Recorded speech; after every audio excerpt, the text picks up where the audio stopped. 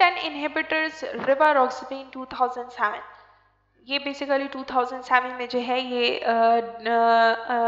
Derive की गई थी, अप्रूव्ड हुई थी। रिवारोक्साबेन एंटीकोगुलेंट है जो कि हम ओरली देते हैं एंड ये हम प्रोफाइलेक्स डीप इन थ्रोम्बोसिस के लिए देते हैं, पल्मोनरी एम्बोलिज्म के लिए एंड पेशेंट जिनकी हिप या नी रिप्लेसमेंट सर्जरी हो रही हो। मोड ऑफ एक्शन इसका क्या है, ये फ्री फैक्टर 10A जो होता है, फैक्टर 10A जो है बेसिकली रिक्वायर्ड होता है प्रोथ्रोम्बिन को थ्रोम्बिन में कन्वर्ट करने के लिए। सो इसे इनहिबिट करेगा, इनहिबिशन करेगा, फैक्टर 10 को इंटरप्ट करता है एक्सट्रिंसिक एंड इंट्रिंसिक दोनों पाथवे को, बिकॉज दोनों पाथवे जो हैं ये 10A को एक्टिवेट करते हैं एंड देन वो प्रोथ्रोम्बिन को थ्रोम्बिन में कन्वर्ट करता है। सो ब्लड कोगुलेशन कैस्केड जो है ये 10A अगर नहीं होगा देन क्लॉट नहीं बनेगा, इनहिबिट करता है थ्रोम्बिन फॉर्मेशन को एंड थ्रोम्बस नहीं बनता है। फैक्टर 10 इनहिबिटर रिवारोक्साबेन के एडवर्स इफेक्ट क्या है, इससे भी थ्रोम्बोसाइटोपिनिया हो सकता है, लो प्लेटलेट काउंट होती है, रेट्रोपेरिटोनियल हैमरेज हो सकता है। रेट्रोपेरिटोनियल हैमरेज हम किसे कहते हैं, यानी कि जो पेरिटोनियल लेयर है एब्डोमिनल उसकी हैमरेज हो सकती है, हाइपरसेंसिटिविटी रिएक्शन हो सकता है एंड सेरेब्रल हैमरेज हो सकती है स्मॉल ब्लड वेसल्स के, बिकॉज ये ब्लड थिन है, ब्लड को थिन कर देता है। फिर है why newborn babies are given vitamin K, newborn babies को विटामिन के क्यों दिया जाता है। सो न्यू बोर्न बेबीज जो हैं वो विटामिन के डिफिशिएंसी उसमें ज़्यादा होती है, बिकॉज जब न्यू बोर्न बेबी पैदा हो जाता है तो उसके जो गट होता है वो स्टेराइल होता है, उसमें बैक्टीरिया जो है वो डेवलप नहीं हुए होते हैं, विटामिन के को सिंथेसाइज करने वाले बैक्टीरिया डेवलप नहीं हुए होते हैं। सो उन्हें हम विटामिन के का इंजेक्शन देते हैं एंड विटामिन के बेसिकली जो है वो कोगुलेंट है, यानी कि कोगुलेशन कॉज करता है, क्योंकि अगर हमने विटामिन के नहीं दिया तो न्यू बोर्न्स में जो है ज़्यादा चांस होता है कि उन्हें cerebral haemorrhage, brain damage and haemorrhage वगैरह हो सकता है, ब्लीडिंग हो सकती है, इंटरनल ब्लीडिंग हो सकती है। इंटरनल ब्लीडिंग से बचाने के लिए हम विटामिन के का इंजेक्शन देते हैं at the time of birth and prothrombin, क्योंकि लिवर जो है अभी तक उनका इतना डेवलप नहीं हुआ होता कि प्रोथ्रोम्बिन को सिंथेसाइज करे एंड ब्लड क्लॉट बनाए। सो हम जो है उन्हें विटामिन के का इंजेक्शन देते हैं। देन विटामिन के डिफिशिएंसी की वजह से क्या हो सकता है, बच्चों में हैमरेजिंग हो सकती है एंड सेकेंडरी डिफिशिएंसीज हो सकती हैं। एंटीबायोटिक को यूज़ करते हुए न्यू बोर्न इन्फेंट जो है ये सिंगल डोज हम विटामिन का देते हैं जस्ट आफ्टर द बर्थ इनका, क्योंकि उनका इंटेस्टाइनल ट्रैक्ट जो है वो स्टेराइल होता है, उसमें बैक्टीरिया डेवलप नहीं हुए होते। सो विटामिन के जो है फिर उसका हम एंटागोनिस्ट भी दे देते हैं। विटामिन के का एंटागोनिस्ट अब हम पढ़ेंगे वारफरीन है। सो विटामिन के अगर ज़्यादा हो गया है, यानी कि किसी में अगर विटामिन की मिकदार ज़्यादा हो गई, उसने ज़्यादा ले लिया है, सो उसका उसे एंटागोनाइज करने के लिए हम वारफरीन दे सकते हैं। वारफरीन एंटीकोगुलेंट, ये भी ओरल एंटीकोगुलेंट है जो कि प्रिवेंट करता है क्लॉट्स को एंड बेसिकली विटामिन के एंटागोनिस्ट है एंड ये सिर्फ वीवो में एक्ट करता है, इसका कोई भी इफेक्ट नहीं होता विट्रो ब्लड पे, यानी कि बाहर लेबोरेटरी ब्लड में जो हम सैम्पलिंग करते हैं। विटामिन के का क्या रोल है, विटामिन के बेसिकली जो है क्लॉटिंग फैक्टर्स 2 प्रोथ्रोम्बिन 7 9 एंड 10 को जो है सिंथेसाइज करता है, लेकिन ये इनएक्टिव फॉर्म में होता है, ज़ाइमोजन के फॉर्म में होता है। विटामिन के इसे एक्टिवेट करता है, विटामिन के जो है इन क्लॉटिंग फैक्टर्स को एक्साइमोजन हम कहते हैं इनएक्टिव फॉर्म को। सो लिवर में ये इनएक्टिव फॉर्म में होते हैं सारे क्लॉटिंग फैक्टर्स। विटामिन के जो है इसे एक्टिवेट कर लेता है एंड कोगुलेशन कॉज करता है, ताकि बच्चों में जो है cerebral haemorrhage and brain damage ना हो एंड वारफरीन जो है इसके फिर एंटागोनाइज इफेक्ट शो करता है। ये विटामिन के नेचुरल विटामिन के है एंड विटामिन के एंटागोनिस्ट वारफरीन है। ओरल एंटीकोगुलेंट वारफरीन किस तरह एक्ट करेगा, जो इनएक्टिवेटेड क्लॉटिंग फैक्टर है विटामिन के हाइड्रोक्विनोन की फॉर्म में जब होगा, सो ये कन्वर्ट करेगा गैमा ग्लूटामाइल और कार्बोक्सिलेज इस पे एक्ट करता है, इसे एक्टिवेट कर लेते हैं क्लॉटिंग फैक्टर्स को एंड कन्वर्ट हो जाता है विटामिन के इनटू विटामिन के एपॉक्साइड, हाइड्रोक्विनोन से एपॉक्साइड में एंड देन विटामिन के जो है यहाँ पे ये जब एपॉक्साइड में कन्वर्ट हो जाएगा तो ये एक्टिवेट कर लेगा क्लॉटिंग फैक्टर्स को एंड कोगुलेशन होगी। इसको इनहिबिट करने के लिए हम क्या करेंगे कि इसे कन्वर्ट नहीं होने देते, विटामिन के इपॉक्साइड रिडक्टेज जो है ये कन्वर्ट नहीं होने देता, ये एंटीकोगुलेंट वारफरीन हम देते हैं, वापस से विटामिन के हाइड्रोक्विनोन में से कन्वर्ट नहीं होने देता। मैकेनिज्म ऑफ एक्शन क्या है, वारफरीन इनहिबिट करता है विटामिन के डिपेंडेंट सिंथेसिस को, क्लॉटिंग फैक्टर्स की सिंथेसिस को इनहिबिट करता है। वार्फरिन जो है ये विटामिन के का सबस्ट्रेट है। विटामिन के इपॉक्साइड रिडक्टेज के तौर पे काम करता है, इसका सबस्ट्रेट है। इनहिबिट करता है विटामिन की इपॉक्साइड टू विटामिन के हाइड्रोक्विनोन में इसे वापस कन्वर्ट नहीं होने देता। साइड इफेक्ट क्या है वार्फरिन के? सेवियर ब्लीडिंग होती है, हैवियर होती है देन नॉर्मल, यानी कि जितने भी एंटीकोगुलेंट ड्रग्स हैं उन सब का साइड इफेक्ट जो है वो ब्लीडिंग होता है। हेमाटूरिया हो सकता है, यूरिन में ब्लड आता है, ब्लैक और ब्लडी स्टूल हो सकते हैं, ब्लड एंड वॉमिटिंग, यानी कि हर तरह से ब्लीडिंग का ही वो है ब्लड इन स्प्यूटम। सो जितने भी एंटीकोगुलेंट, एंटी थ्रोम्बोलिटिक, फिब्रोलिटिक जितने भी एजेंट्स हैं सबका जो साइड इफेक्ट मोस्टली होता है वो ब्लीडिंग होता है।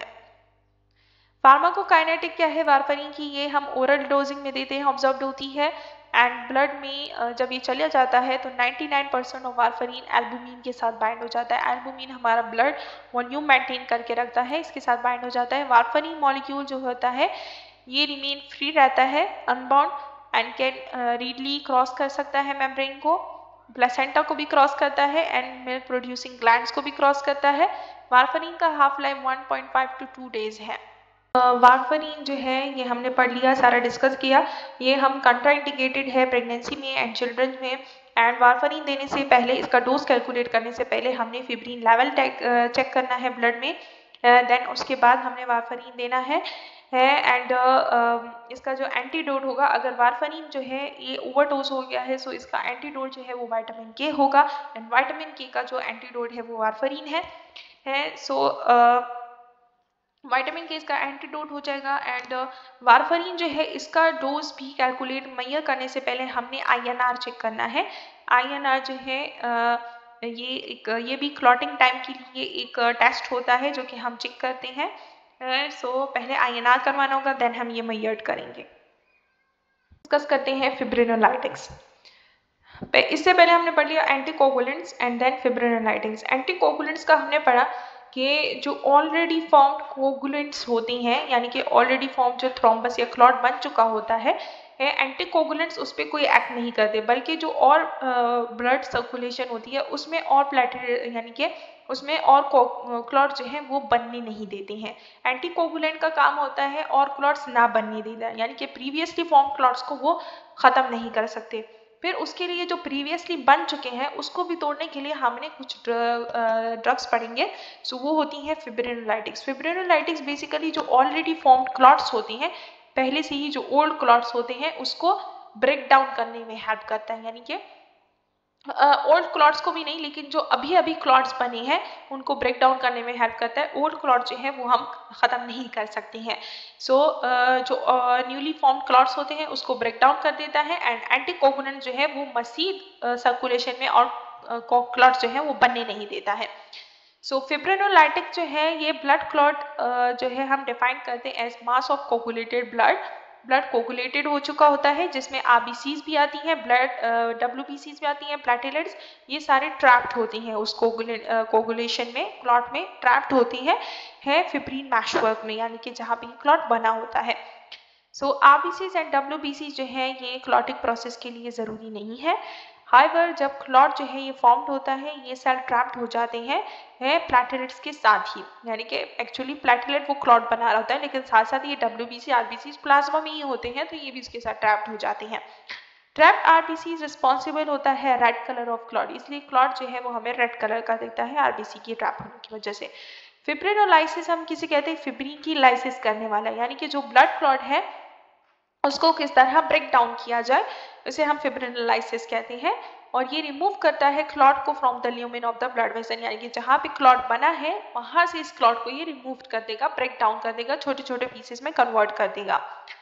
सो फिब्रिन क्लॉट फिब्रिनोलाइसिस हम किसे कहेंगे? Lysis of blood clot inside the blood vessel, यानी कि ब्लड वेसल के अंदर जो क्लॉट बन चुका है उसको लाइस करना, उसे ब्रेक डाउन करना स्मॉल पार्ट्स में, उसे हम फिब्रिनोलाइसिस कहते हैं। ये रिमूव करता है क्लॉट को ल्यूमेन से ब्लड वेसल के, और इस क्लॉट को तोड़ने के लिए हमें चाहिए होता है प्लाज्मीन और फिब्रिनोलाइसिन। इसे हम प्लाज्मीन भी कह सकते हैं या फिर फिब्रिनोलाइसिन भी कह सकते हैं। अब प्लाज्मीन क्या होता है? प्लाज्मीन जो है ये नेचुरली हमारे ब्लड में प्लाज्मीन जो है ये एक्चुअली एक्टिवेटेड फॉर्म है है इनएक्टिवेटेड प्लाज्मिनोजेन की, यानी कि प्लाज्मिनोजेन इनएक्टिवेटेड फॉर्म में ये कन्वर्ट होता है एक्टिव प्लाज्मीन में। सो प्लाज्मिनोजेन जो है ये सिंथेसाइज होता है इन द लिवर में, ये नेचुरली बनता है। प्लाज्मीन हमारे ब्लड सर्कुलेशन में होता है लेकिन इनएक्टिव फॉर्म में होता है। जब लिवर प्लाज्मिनोजेन बना देता है, ये प्लाज्मिनोजेन ब्लड में आके प्लाज्मिनोजेन को कन्वर्ट कर देता है इनटू प्लाज्मीन में, यानी कि लिवर जो है ये प्लाज्मिनोजेन बनाता है, प्लाज्मिनोजेन जो है कन्वर्ट होगा प्लाज्मीन में। एंड इस प्लाज्मिनोजेन को प्लाज्मीन में कन्वर्ट होने के लिए हमें चाहिए tissue plasminogen activator. Tissue plasminogen activator जो है ये हमें चाहिए, ये वो प्रोटीन है जो कि ब्रेक डाउन करता है ब्लड क्लॉट्स को। सो हमने पढ़ी प्लाज्मिनोजेन है एंड प्लाज्मिनोजेन को प्लाज्मीन में कन्वर्ट होना है, इसके लिए चाहिए इन्हें tissue activator, tissue plasminogen activator चाहिए। सो ये सारा जो है नेचुरल प्रोसेस हमारे ब्लड में चल रहा होता है। तो लेकिन जब ये नेचुरल प्रोसेस जो है ये ओवरकम नहीं कर पा रहा होता, उस क्लॉट को नहीं तोड़ पा रहा होता, तब हम बाहर से फिब्रिनोलाइटिक ड्रग्स देते हैं इसको तोड़ने के लिए। सो प्लाज्मीन जो है ये इनएक्टिवेटेड ग्लाइकोप्रोटीन से बने होते हैं कॉल्ड प्लाज्मिनोजेन जिसे हम कहते हैं। एंड प्लाज्मिनोजेन सिंथेसाइज होता है लिवर में, प्लाज्मिनोजेन कन्वर्ट होता है प्लाज्मीन में बाय ए plasminogen activator, tissue plasminogen activator जिसे हम टीपीए कहते हैं। एंड इसे हम यूरोकाइनेज प्लाज्मिनोजेन एक्टिवेटर यूपीए भी कह सकते हैं, जो कि ब्लड से डिराइव्ड हुए हैं। एंड यहाँ पे अब हम डायग्राम के जरिए समझते हैं कि जैसे कि प्लाज्मिनोजेन है, प्लाज्मिनोजेन को कन्वर्ट करने के लिए प्लाज्मीन में हमें टिश्यू एक्टिवेटर चाहिए, प्लाज्मिनोजेन एक्टिवेटर चाहिए एंड यूरोकाइनेज चाहिए, या फिर प्लाज्मिनोजेन एक्टिवेटर चाहिए, ये इनहिबिट करेगा, यूरोकाइनेज हमें चाहिए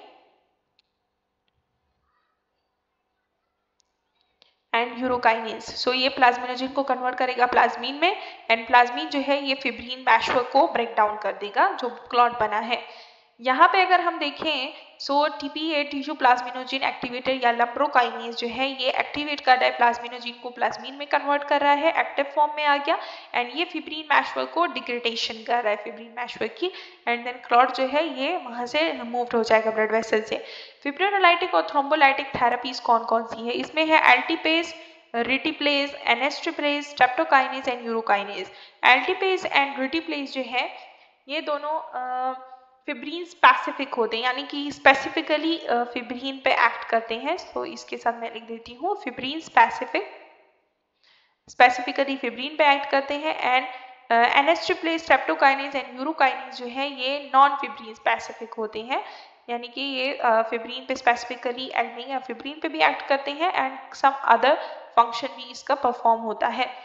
सो AR एंड UAS, ठीक है, यूएसए का हम वो इससे फॉर्मूला बना सकते हैं कि यूएसए वाले जो है वो नॉन स्पेसिफिक है एंड AR वाले जो है वो स्पेसिफिक है।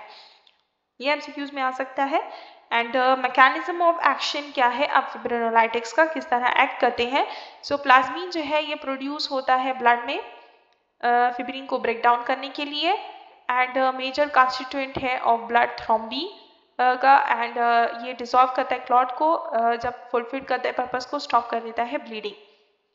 यानी कि नेचुरल प्रोसेस क्या होता है कि अगर ये यहाँ पे इंजरी हुई है, ये हमारा ब्लड वेसल है, ठीक है, यहाँ पे इंजरी हुई है, यहाँ से ब्लड कर यहाँ पे ब्लड क्लॉटिंग हो रही है, सो यहाँ से ब्लड फ्लो हो रहा है। सो इस क्लॉटिंग को स्टॉप करने के लिए हमारा फर्स्ट सिस्टम एक्टिवेट होगा क्लॉट बनाने के लिए, यानी कि पहले जो है फैक्टर 10 जो है वो प्रोथ्रोम्बिनेज एक्टिवेटर करेगा, प्रोथ्रोम्बिनेज एक्टिवेटर प्रोथ्रोम्बिन को थ्रोम्बिन में कन्वर्ट करेगा, थ्रोम्बिन जो है ये फिब्रिनोजेन को फिब्रिन में कन्वर्ट करेगा एंड फिब्रिन आके यहाँ पे मैशवर्क बना लेगा। सो यहाँ पे फिब्रिन का मैशवर्क बन गया है।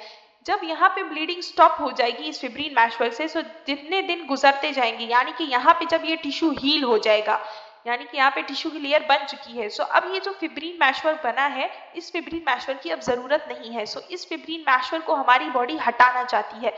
सो नेचुरली हमारी बॉडी में जो प्लाज्मिनोजेन होता है इनएक्टिव फॉर्म में होता है, सो ये तब एक्टिवेट होता है जब यहाँ पे हीलिंग हो जाती है। सो ये यहाँ पे टिश्यू टीपीए आ जाता है एंड ये इस प्लाज्मिनोजेन को कन्वर्ट करता है प्लाज्मीन में, एंड प्लाज्मीन जो है इस मैशवर्क को ब्रेक डाउन कर देती है स्मॉल पार्ट्स में, ताकि आसानी से हमारे ब्लड सर्कुलेशन में फ्लो कर सके, एंड देन ये एक्सक्रीट कर देता है इसे बॉडी से।